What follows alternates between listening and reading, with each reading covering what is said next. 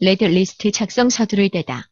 지금 온 나라를 떠들썩하게 만들고 있는 드루킹 사건은 문재인과 종북 좌파의 집권을 위해 박근혜 대통령과 보수 우파를 모해하는 악질 루머를 조작하고 대선이 절대 문재인에게 유리하게끔 여론을 조성해온 일당이 논공행상을 요구하다 안 들어주자 그 안가품으로 도리어 문재인을 공격하다 체포 구금된 것이 발단이다.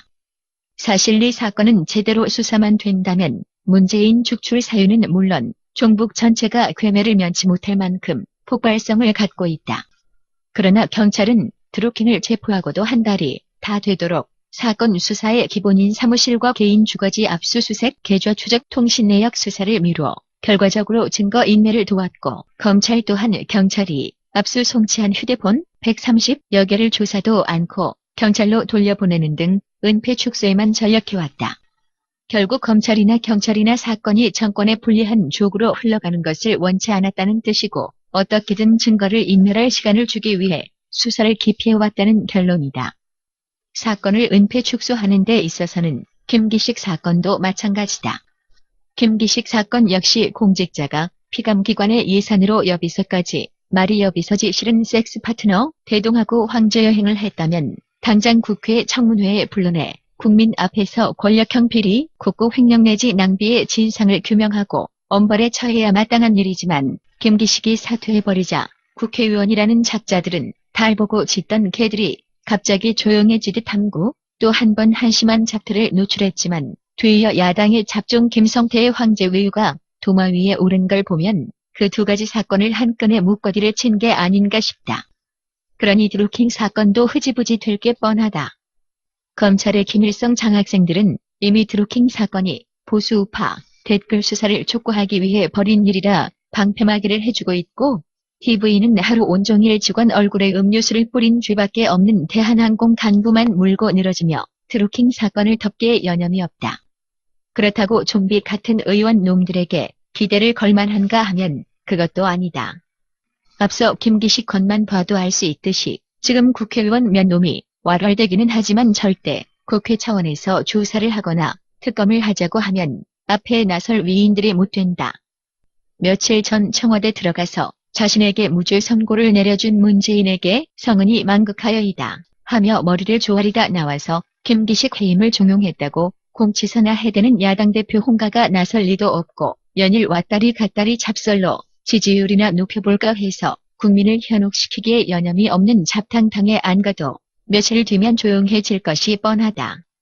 거기다 매일 수천 명 정해진 숫자의 태극기 부대를 이끌고 서울 시내 한 바퀴 돌고 귀가시키는 일로 존재감을 드러내다 누가 문재인을 쫓아내자 고위측이라도 하면 기겁을 해서 만류하는 나 홀로 당대표가 앞장서서 사건을 파헤칠 리도 없다.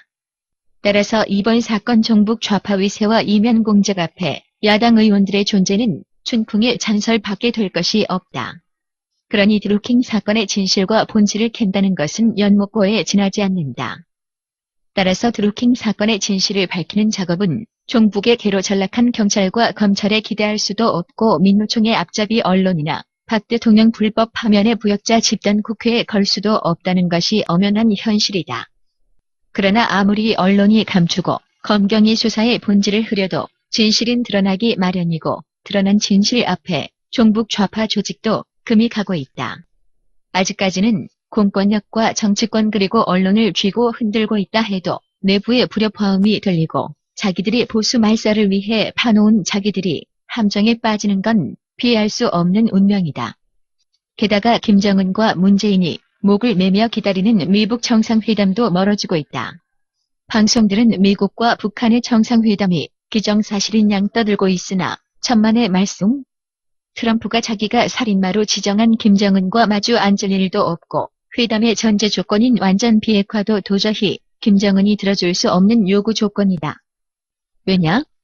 김정은은 핵을 포기한 그날로 통제력을 잃어 목 없는 귀신이 될 것이기에 이래저래 김정은은 죽은 목숨이다.